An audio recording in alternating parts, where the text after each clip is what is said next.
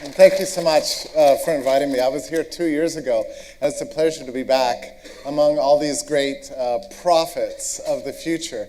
And, you know, we have at this conference some people who saw what Bitcoin could represent, what it could mean for the world, and, wrote and spoke out on the topic. It takes a special kind of imagination to be able to see something as revolutionary and extraordinary as Bitcoin, which I must admit, I thought was the most implausible invention I've ever seen in my life. In fact, I was incredulous for fully 2.5 years after I had first heard about Bitcoin. I didn't believe it was possible. I didn't think it was true. And when I finally wrapped my brain around it, it shattered my preconceptions about how the world could work. And here we are all these years later. And I'm sure, I don't know if you feel this way, but I find myself like desperately longing for some justice in this world. Because, yeah, I mean, you know, when I wrote my first article about Bitcoin, not fully understanding how it worked or why it worked, but just simply recognizing that it worked, that was as far as I could get. It was like the roof fell in, right? Like I was suddenly inundated with the most amazing blizzard of attacks I've received in my life. You know, this was like when the price, went to $15. You know, people were saying, well, this is an impossible to sustain bubble, and it's going to crash down to zero, right? And then it went to $30, and they said, oh, look, this is just clearly tulip mania, and so on. And it's funny to me because what was lost on the critics then, and even now, I think just a few days ago, the Financial Times once again declared that Bitcoin is dead, right? What's lost on the critics then and now is that the price, which is to say the exchange ratio between Bitcoin and the dollar, is not really the issue, actually. The proof of concept was already demonstrated on October 5th, 2009, when Bitcoin obtained a price for the first time on any exchange. I think it was like a 1/16 of a penny at that moment. That was the hinge of history. That's when we saw for the first time the possibility of a perfect money being created out of a decentralized market system, shattering a model of monetary management that could date as far back as 6,000 years. Okay, that's how significant that moment was in history. So when I saw it and I wrote about it, I thought very humbly and very nicely. Speaking as a person who's a monetary economist, that's my training, which is one of the reasons you're incredulous. Do you ever notice this? The more training you have, the less ability you have to see what's true? You know? I mean, it seems to be the more doctrine you have stuffed in your head, the less ability you're able to imagine innovations that don't occur to the experts. So when I wrote about it, suddenly I was under this blizzard of attack. And then you know how it is when you get attacked. You get more invested in your thesis, right? And that's what you want. Because that was that point that I began to learn. This would have been something like February, maybe 2013. And then what followed was a huge flurry of articles. By April, I had written a piece for the Foundation for Economic Education saying, you know what? This is not just a money of the future. It's an information distribution and production machine that could actually displace law as we know it. But more importantly than that, than all those things, is that it's a path to reform. Like up to that point in history, the only path to reform we ever had was a top-down path. We had to persuade the masters of the universe to come around to a different point of view, which turns out to be impossible, you know? But that's all that anybody had been trying to do for the last half century. Let me just review some history for you so you can understand just how revolutionary a change and what a titanic shift in history we're actually living through right now. And it's a great pleasure to be alive right now. This is why we come to these events, to be around fellow visionaries and to just revel in the rightness of what we're pursuing here. But here's an interesting story. And I want to take you back to the closing years of the Second World War, a time in which the ruling class, there's no time like war to tighten the grip of the ruling class over the world's populations, right? The intelligent people with resources and power who imagine that they have the perfect way to construct the world, had met with the world's most powerful, smartest, the nobility of the Allied powers got together to cobble together a new global monetary system, which came to be called Bretton Woods. And it was to be a perfect system for the ages. The idea, it was a system that was a little bit of a compromise that came out of John Maynard Keynes' dream for a globally managed currency and central bank. But the idea is that the world economy would be dollar-based. Guess what? The U.S. victorious power. This is to the victors go the spoils. The world economy would be dollar-based, and the dollar would in turn be based on gold, which would be defined as 1/35 an ounce of gold. That's it. The prices between gold and the dollar would be fixed between now and the next 1,000 years, and everything would be perfectly managed by central banks. And that agreement was ratified and imposed on the world. But there was some interesting dissidents at the time, people who didn't quite believe that this would work. And my favorite one, his name was Henry Hazlitt. And maybe you've read his book, Economics in One Lesson. He was one of the founders of the Foundation for Economic Education. So here's this guy. He had been writing for the Nation magazine all throughout the early 1930s. H.L. Mencken chose him as his successor to edit the American Mercury. He was very well trained in economics.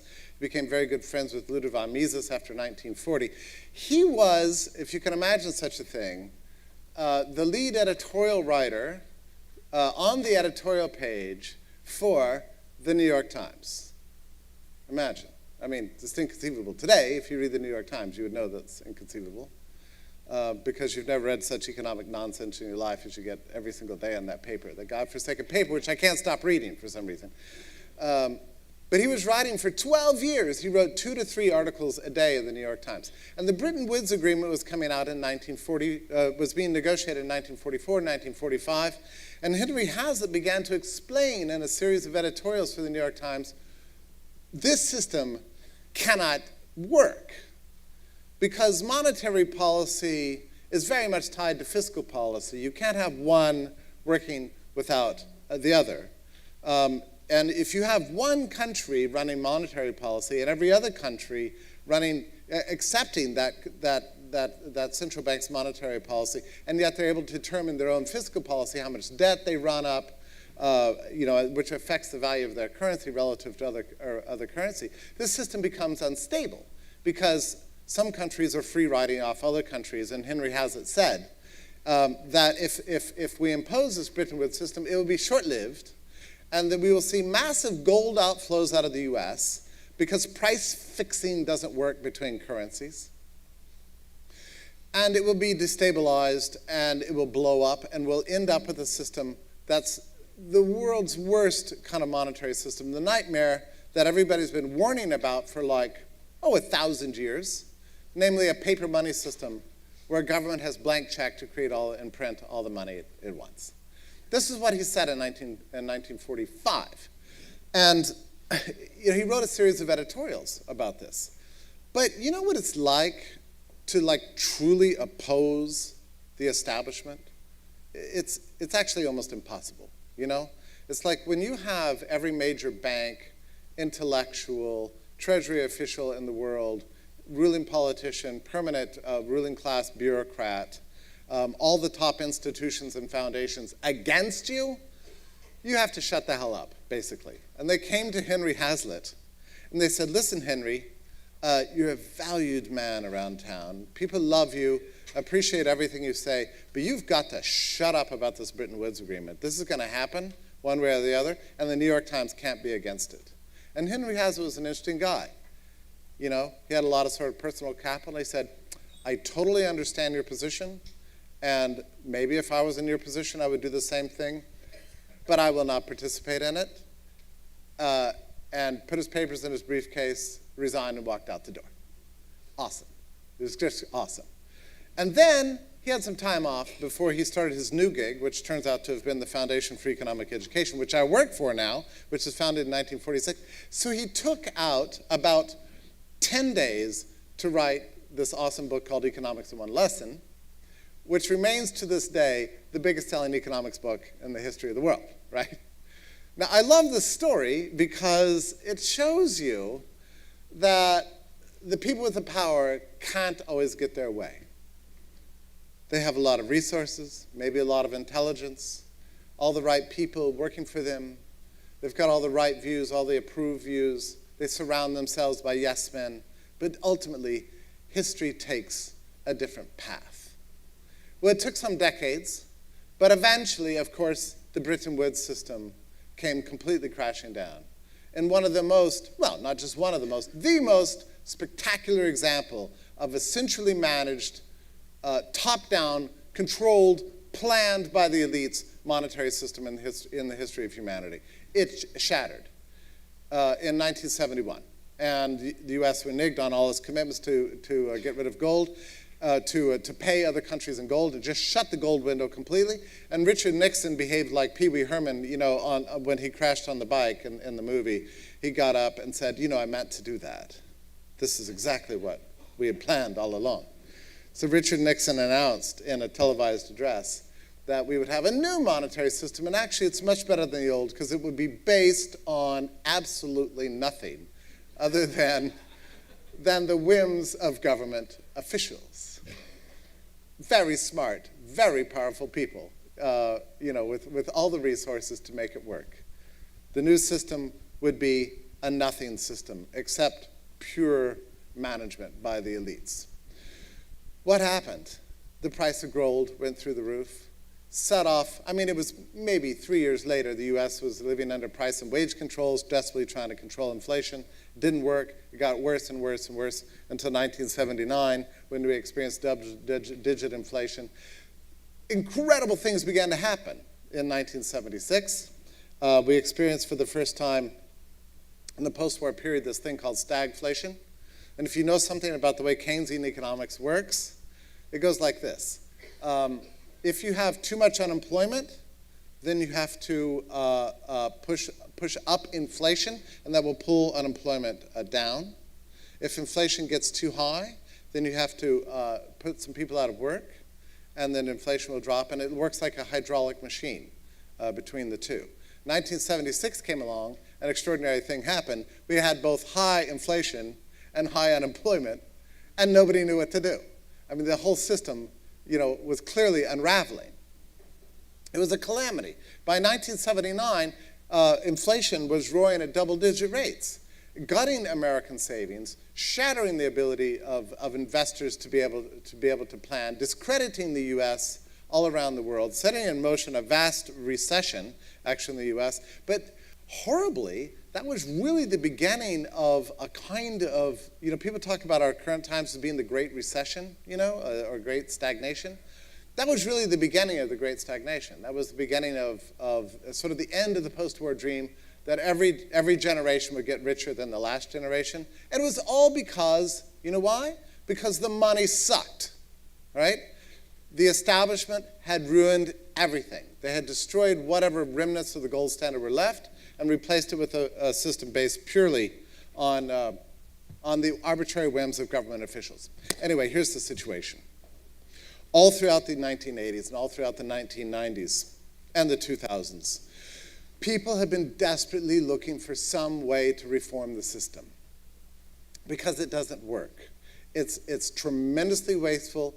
It's under a fiat monetary system, there's no way to control government spending. You know, every new Congress comes in and says, we're going to cut spending and have new limits on the debt. Well, it never happens. You know, every new budget is like 20, 30, 40, 50% larger than the last one. Guess why?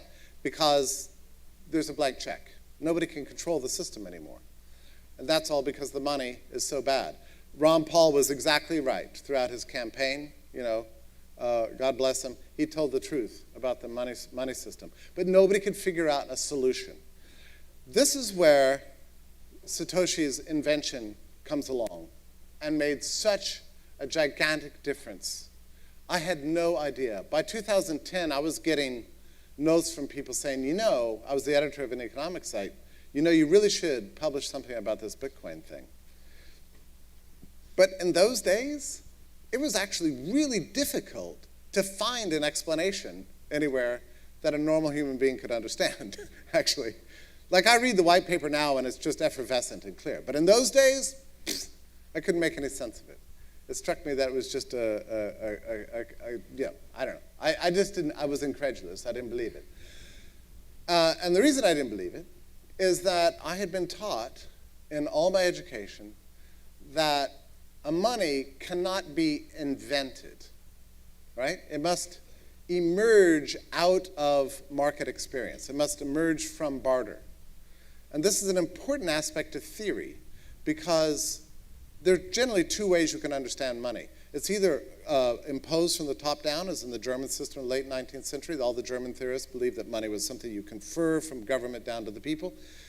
The alternative theory, which I think is the right theory, was that it's a bottom-up enterprise that emerges out of sort of barter. So you have to have a commodity like gold or salt or shells or wampum, whatever. You know, whatever it's going to be, it's got to be a real commodity.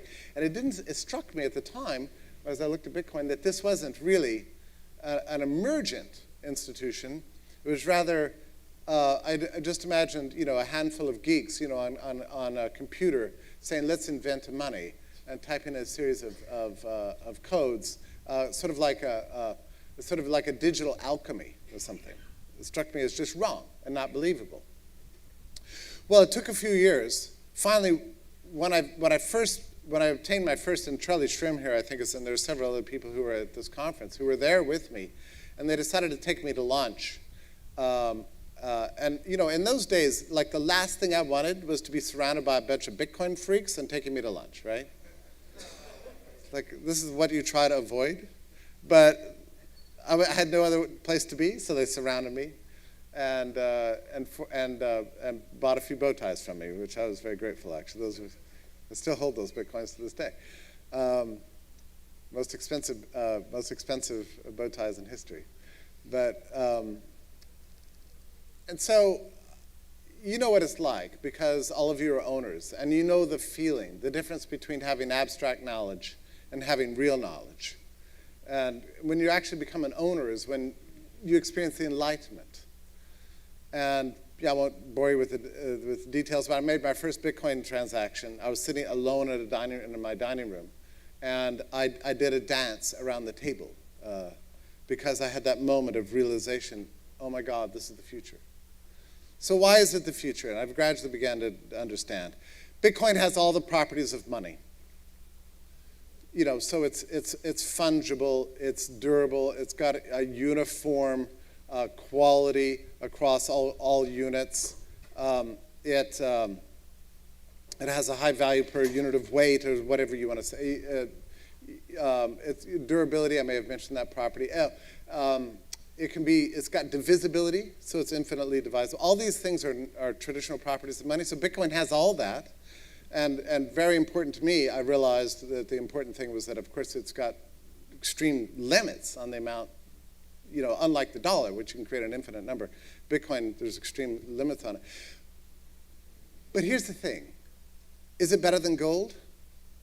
Yes, because this is where it gets remarkable. It's weightless and takes no space, which means that it doesn't have a necessary warehousing function, meaning you don't have to have an intermediary. And that's the key, right? That's what made it click for me. I realized this is it. history would change. And I know it's been frustrating for me, it's been frustrating for you. Why is history moving so slowly? Why is it taking so goddamn long to see our utopia happen? What can I say? It's a failing of human nature. It's just the progress of history. It's the pacing we have to take. But look, my friends, 8 years in, we're changing the world. This currency is changing the world. Nobody can uninvent it. It's not controlled by politics or politicians. Those who try are leaning against the winds of history. They can succeed for a time. They can slow us down. They can't stop it.